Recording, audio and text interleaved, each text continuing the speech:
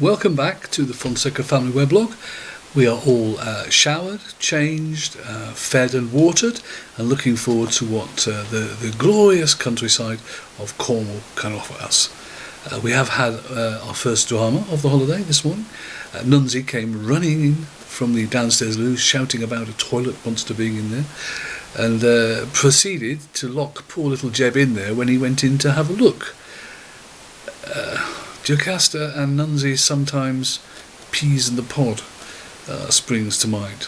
So, after I had dried his tears and I was trying to reassure him, it occurred to me that perhaps he didn't realise that it's okay, it's even manly to be afraid of things at times. And there was nothing to be ashamed of. We have nothing to fear but fear itself, somebody said once. I think that was Anita Roddick.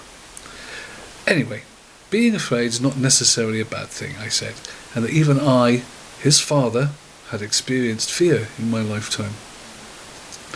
I know Jocasta must have been feeling a bit tetchy after the long night's journey, because she jumped straight in with the "tell him about the school" jibe, which is a favourite of hers when she wants to make me feel uncomfortable.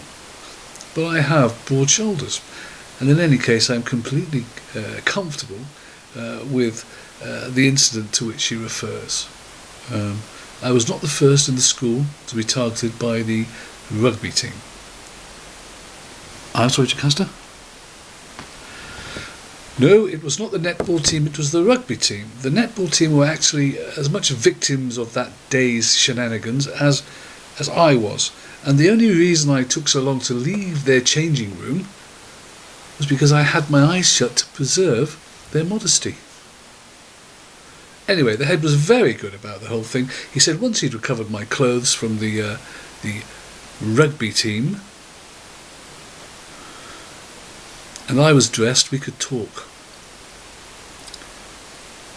Wanting me to resign as philosophy tutor was not something he took lightly, but it was rather forced upon him by the head girl having set up the petition to sack the perv. He was keen to point out it had no reflection upon my real character, and he was sorry to lose me. Anyway, I digress. Jocasta interrupted me before I could complete my tale to Jeb, and said there really was a toilet monster in the downstairs loo, and what was I going to do about it? Well, I went and had a look, and they were correct. There was. So after quite a struggle, I managed to flush the thing away. So everything was fine after that. So, rather than cook tonight, we thought we'd treat ourselves, and we are going to the pub. Jocasta was most insistent that we should go to the pub to have something to eat.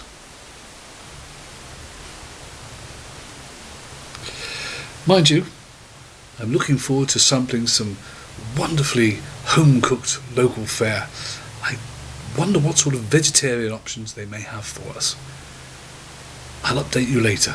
Bye-bye.